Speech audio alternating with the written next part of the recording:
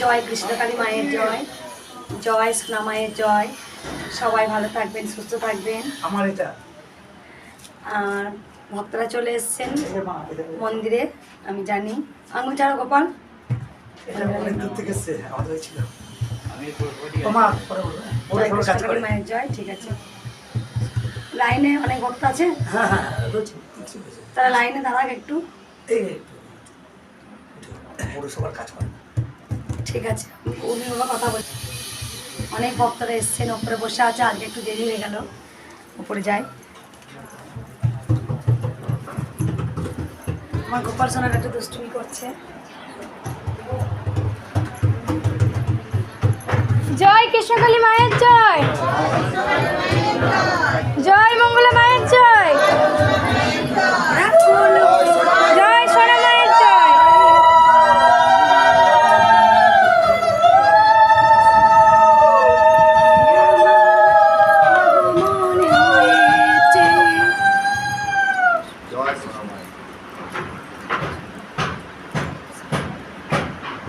কোন দিকে যাবো রে মা আমি?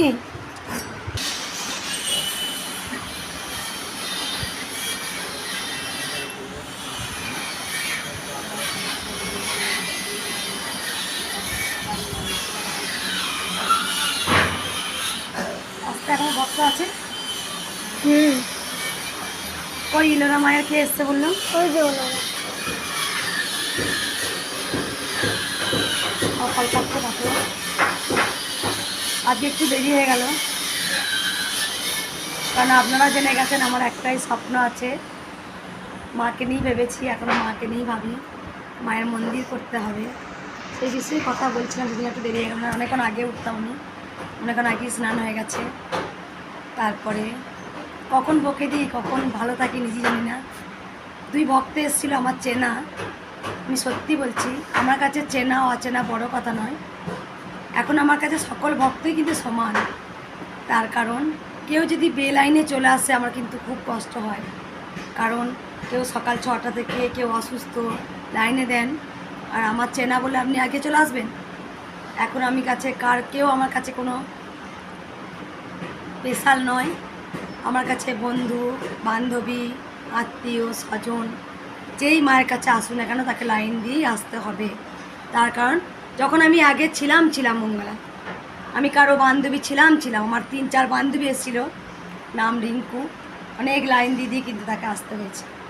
তার কারণ আমি এখন জগতের মঙ্গলের জন্য নেমে গেছি। তাই কেউ লাইন ভঙ্গ করে এলে আমার খুব কষ্ট হয়। অনেকে বলে মাকে তো দর্শন করব না, মাকে দর্শন করতে আসতে হলেও লাইন দিয়ে আসতে হবে। তার কারণ কেউ যখন অনিয়ম করবেন তখন সকল ভক্তরা তো অনিয়ম করবেন না। মা এসছো, যাও। কালকে একটু কষ্ট হয়েছিল, ভক্তকে বকে দিয়েছিলাম। আজকেও 2 ভক্ত এসছে আমার চেনা। একটু ফল দিয়ে খেয়ে নিই মা।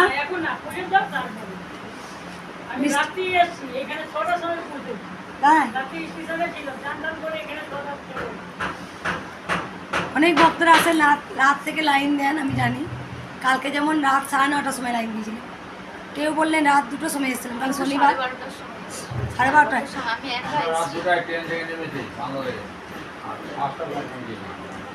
সকাল 5টায়। তুমি কোথা থেকে আসছো মা? আমি কলকাতা থেকে, লেক গার্ডেন্স থেকে আসছি। আমার এই মেয়েটা অসুস্থ, মায়ের টানে একলাই চলে এসেছি।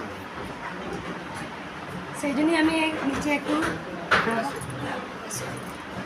আমি জানি আমার ভক্তরা সকাল থেকে এসে লাইন দেন মাকে দর্শন করো বলে। রেন্ট ভাড়া নিয়েছিলে? কোথায় ছিলে? ওই 5:30টার সময় নামলাম, রাত কালকে 8টার সময় ট্রেনে উঠেছি। তারপরে স্নান করে স্নান করে নিরামিষ আলু পোস্ত, কলাই ডাল, ভাত খেয়ে আসবি। কিচ্ছু খাইনি মা, কিচ্ছু খাইনি মা, না খেয়ে আসছি মা, না খেয়ে একদম না খেয়ে আসবি, অসুস্থ হয়ে পড়বি। কারণ আমি নিজে জানি, আমি না আগে আমি সত্যি এখন মানে আগেতে আমি না খেয়ে খেয়ে পুজো করতাম। 8টা-10টার সময় একবারে খেতাম, 2 দিন মাথা ঘুরে পড়ে গেছে, বুঝলি না আমায় খেতে হবে। কিন্তু আমি যখন 5টা বেজে যাই, 4টে বেজে যাই, আমার ভক্তরা বসে, মা তুমি যাও তাড়াতাড়ি, তুমি সেবা করে, সব ভক্তরা নামিয়ে দেয়। সব থেকে আমার বড় ভালো লাগে, আমি ভক্তদের না যা খুশি তাই বকে দিই, তাই বিশ্বাস কর মা। কিন্তু ওরা সত্যি আমাকে খুব ভালোবাসে রে মা, কিছু মনে কর। কালকে সৌদি আরবে যে মা, আমি জানিস তো ও আমাকে বলেছে তো এসে আমি কি বলেছি না আমি জানি না, কিন্তু আমাকে বলছে মা তুমি বকলে, তাতে কি হয়েছে বকলে তা এক একটা এত বকে দিই 3 বার 4 বার আসে মা তুমি বকবে না, কিন্তু সত্যি বলছি আমি নিজে আনি না মা, তাকে কখন বকে দিই কখন বকেও না, আমার খুব খারাপ ভাবি আমি বকে দিলাম ওদেরকে, কষ্টের জন্যই তো মায়ের কাছে এসেছি। যাই হোক ভক্তদের এটাও শুনে ভালো লাগে।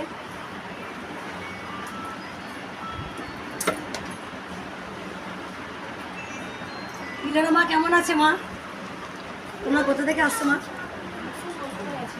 কোথায়? কলকাতাতে আছো। আমার মিলনা মা বলেছিল যে যাবে আমার এক আত্মীয় মা।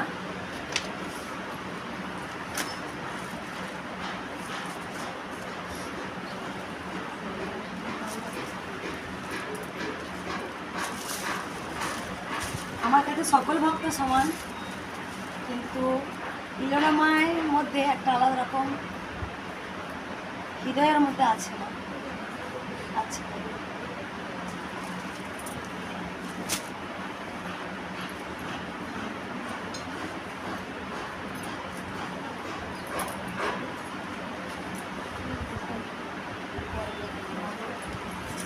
ও বাবা তুমি এসছো না?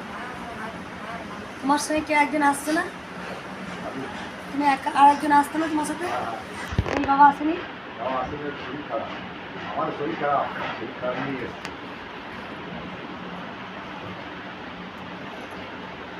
মা আমি আসছি পুজো দিচ্ছি, আর আমার স্ত্রীকে গিয়ে মা স্বপ্ন দিচ্ছি, কাজ হয়েছে তো।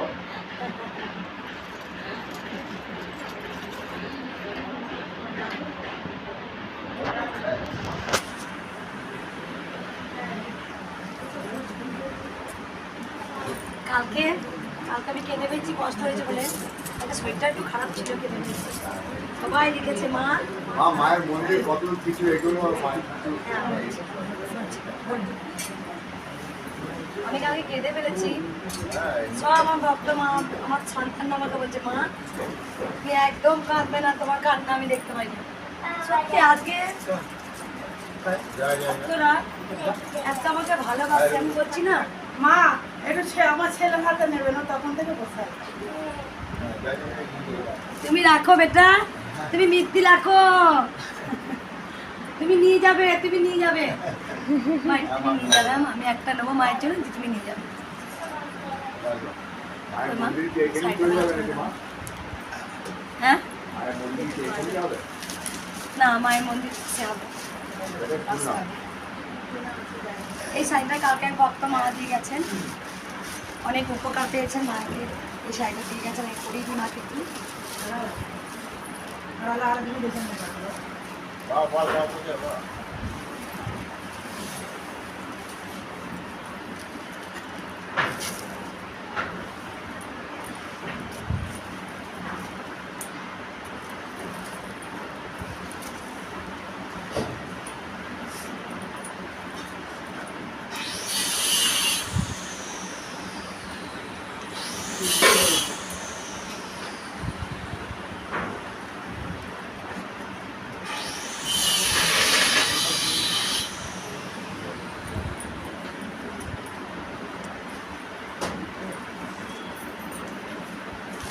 তুমি বাবাকে পড়াটা শেষ, রাত দিতে একটা ওখানে লাভ আছে। মায়ের শাড়ি দাও তো।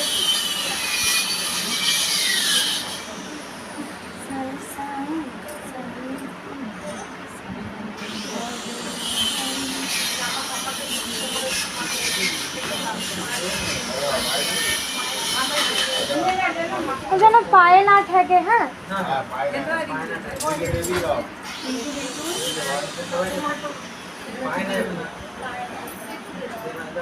দিয়ে দাও।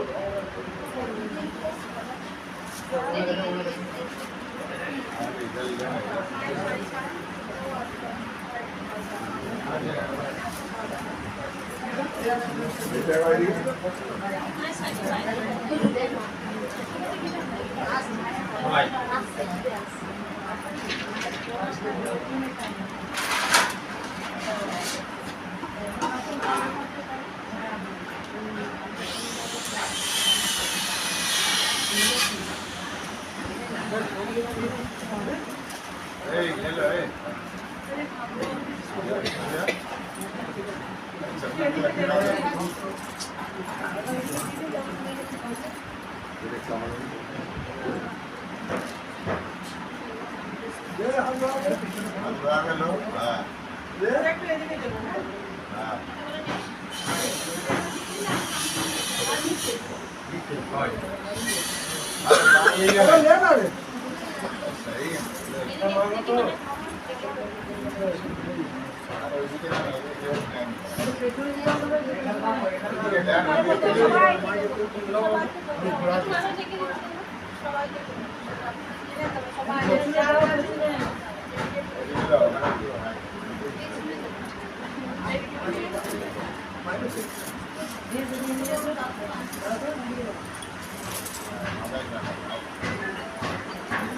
ফোনগুলো একটু সাইলেন্ট করবেন।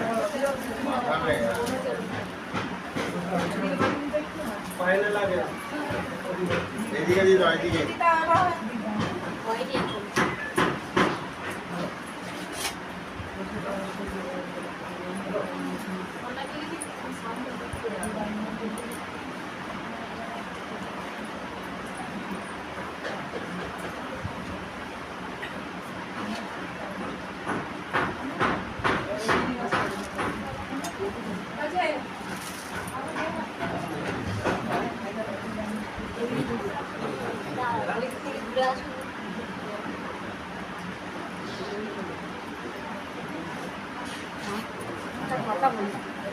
এখন সমস্যার কথা বলে না, পুজো করি মা, হ্যাঁ পুজো করি, ত্রিশূল জাগ্রত করি। এখন সমস্যার কথা বললে কিছু হবে না মা, শাড়িটা নিয়ে একটু পায়ে ঠিক যাবে, ওইখানটা রেখে দিন না। পুজোটা করি তারপরে তুমি করবে মা।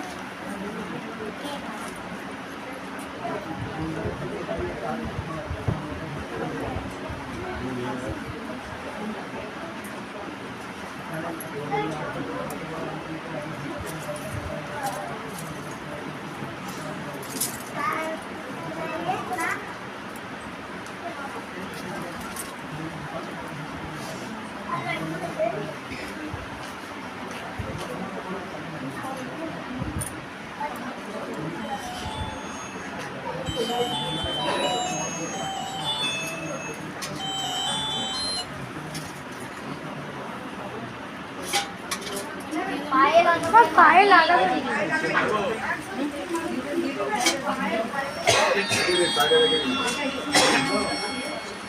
ফোনগুলো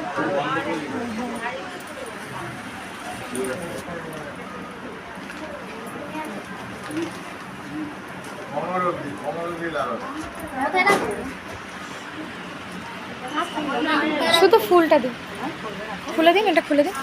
এটা এখন ওই নিশ্চয়তা ওই কোনটা, হ্যাঁ হ্যাঁ হ্যাঁ এই কোনটা করে মাকে খুব সুন্দর শাড়িটা পরিয়ে দিয়েছি, দেখুন কি সুন্দর লাগে না? আরেকটা কি বলুন তো,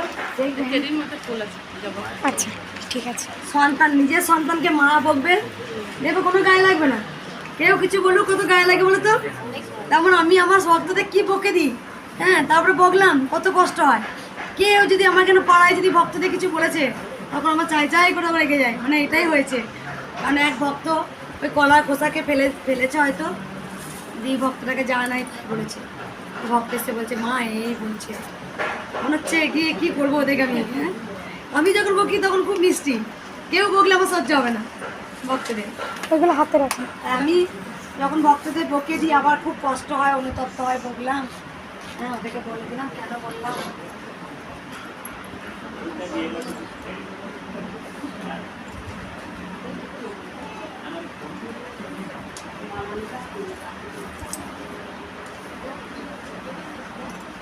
হ্যাঁ কি সুন্দর লাগছে রে, ওই মায়ের মুখ আর আছে। একদিন উঠে এসো মা, এগুলো একে একে আমাকে দাও। ও এমনি পুজো ফুল,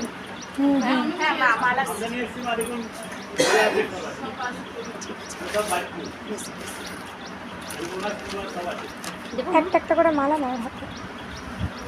আর একটা কথা বলে দিই, যারা দূর থেকে আসছেন ভাড়া থাকবেন, মানে ভাড়া নেওয়ার আগে একবার আমার সাথে অন্তত দেখা করবেন, কারণ এখানে আমরা যাতে আপনাদের কম খরচে ভাড়া হয় সেরকম আমি ব্যবস্থা করে দেবো, কারণ আমি এসেছিলাম আমি, তো বাবা বললো যে আপনারা কি মানে তখন সেবাই ছিলেন, তো আপনার সঙ্গে দেখা হবে। তারপর রাত্রিবেলা আমরা এসেছিলাম, আমরা এখানে ভাড়া দিয়ে মানে আমরা 8 জন এসেছি কলকাতা থেকে।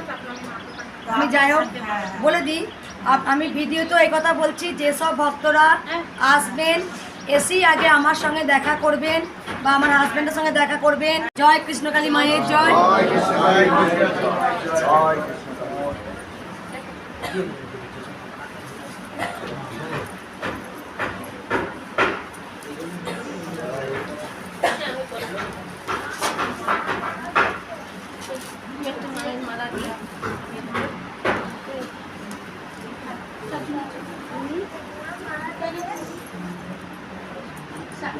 হাতে করে একটু জল দিয়ে আসিস। ওটা হাতে করে একটু জল দিয়ে আসিস। না, পা দেবে।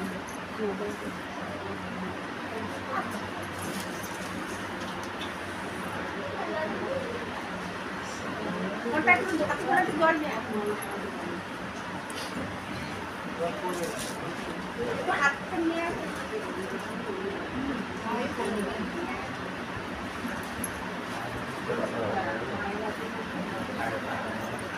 মা ওখানে দেখো তো শীষ ডাব আছে কিনা, শীষ ডাব।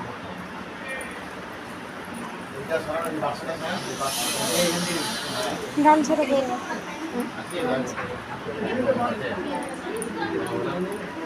এই মা শীষ ডাব নেই না? না এমনি দাম আছে। এমনি ডাব আছে না, শীত ডাব নয়। এমনি ডাব নেবেন? না মা, এমনি ডাব লাগবে না, শীষ ডাব বলে পরে এই ডাবটা শীষ ডাব বুঝতে লাগছে।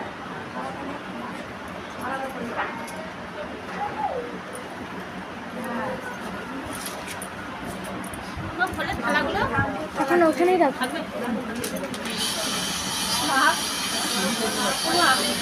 তো অনুরোধ করবো যে আমার ভাই ও যখন মালা দিচ্ছে আমি একটু মালা দেবো, তো আমি মালা জানো জানো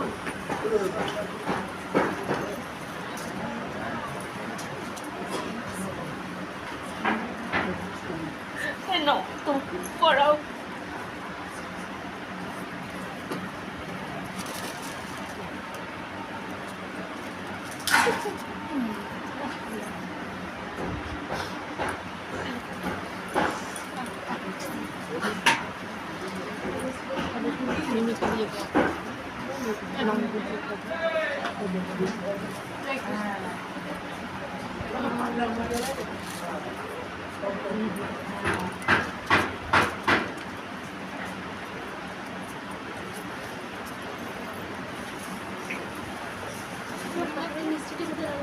এখন হাতে রাখো।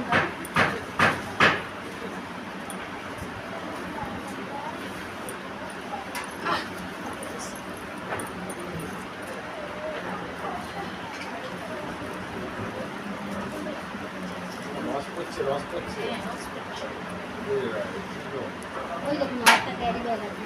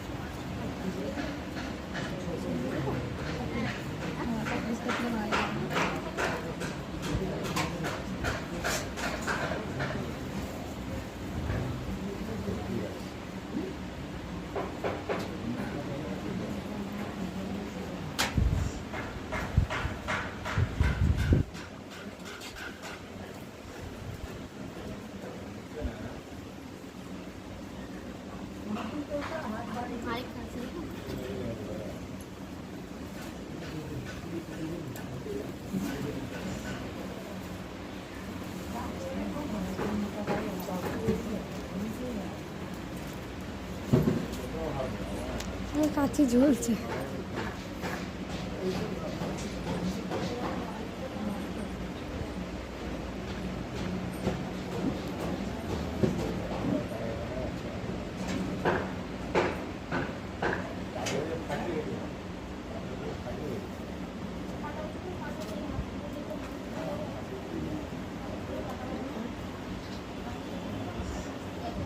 মায়ের কেউ কৃপা পেয়েছেন? কেউ মায়ের উপকার পেয়েছেন? পেয়েছি। বলো বাবা, বলো। আমার স্ত্রীর শরীর খারাপ ছিল, মা আমি তখন এসেছিলাম, ডাক্তার দেখিয়েছিলাম, ঠিক হচ্ছিল না। মায়ের এখানে এসে আপনাকে বললাম, আপনি এখান থেকে ঝেড়ে দিলেন, ভালো হয়ে গেছে। এমনকি মা স্বপ্নও দিয়েছে যে আমার এখানে এসে কাজ হয়েছে। তো মায়ের কৃপা আছে। বলো মা। তো মা, আমি যখন দুপুরবেলা ঘুমাচ্ছিলাম তখন তোমার চরণটা দেখতে পেয়েছি। আর সেই আর কেউ উপকার পেয়েছো মায়ের? আমি পেয়েছি। আমার পায়ে যন্ত্রণা হচ্ছিল, আমি বাথরুম বসতে পারছিলাম না, আমি এখন মা পারছি। আর আমার মেয়ের কাছে কালকে মা আমার উপরে আপনার কাছে দিয়েছিল, এবারে যা তোর 1 মাসের মধ্যে তুই ফল পাবি, তুই যা। মা আর খুব মন খারাপ করছিল তোমার জন্য মা, ওই জন্য আমি ছুটে এসেছি। বলো মা। আমার সেদিন খুব কোমরে যন্ত্রণা হয়েছে, উঠতে পারি নাই, চলতে পারি নাই, পা ফুলে গিয়েছিল, কোমর পর্যন্ত ফুলে গিয়েছিল। খুব কেঁদেছি। আমার নাতনি বলছে, মা তুমি মাকে ডাকো। তারপরে খুব দেখেছি, রাত্রিরে ঘুরতে পারি নাই। তারপরে স্বপ্ন দেখছি, বলছে তুই আমার কাছে চলে আসবি।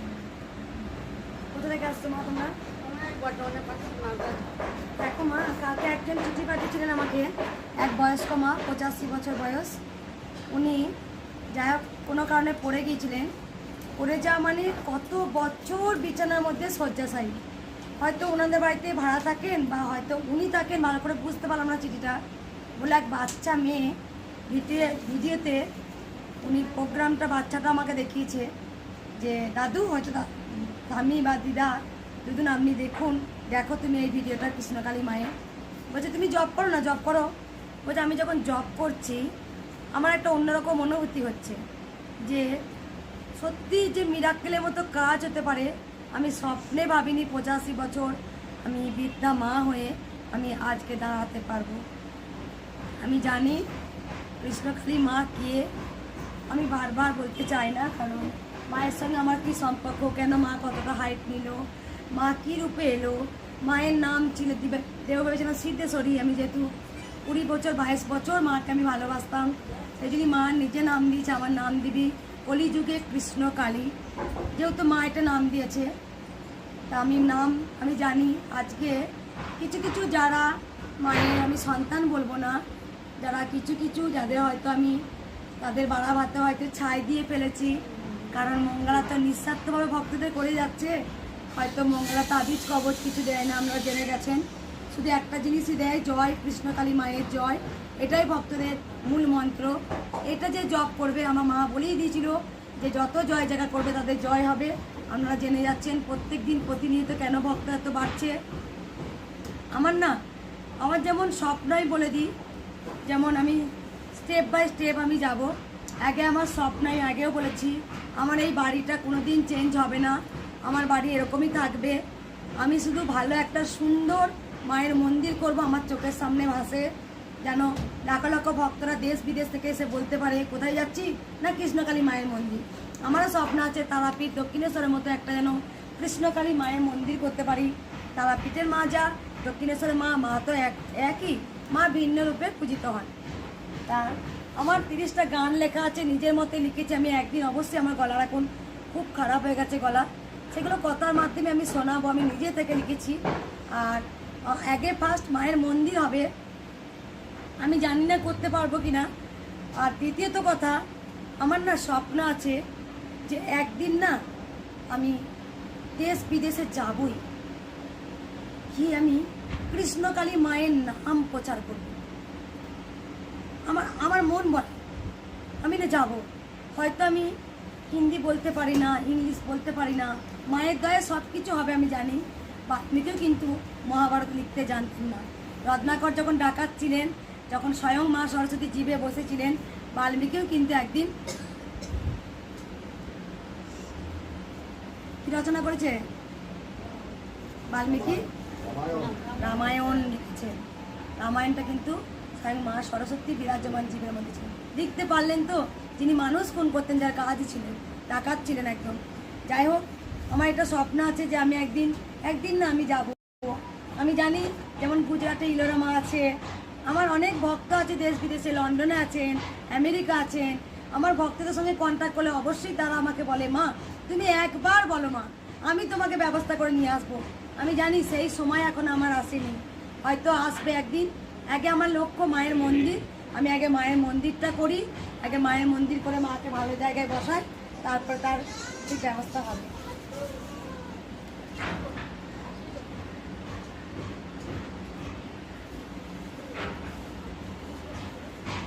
এই জীবনটা যদি মায়ের রাঙাচরণে নাই বা দিতে পারলাম, তাহলে কিন্তু বৃথা। এই জীবনটা সত্যি বৃথা। মাকে যদি না ভালোবাসতে পারলাম, এই জীবনটা পুরোটাই বৃথা।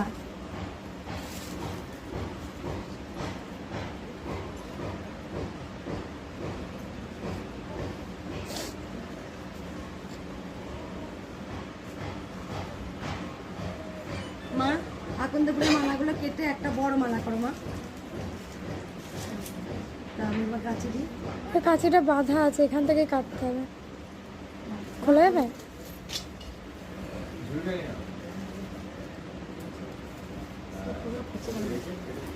না মা, কেটে একটা জয়েন শোনা। জয় কৃষ্ণকালী মায়ের জয়, জয় সদানন্দ জয়। পুজোয় বসবো, একে দেশো না।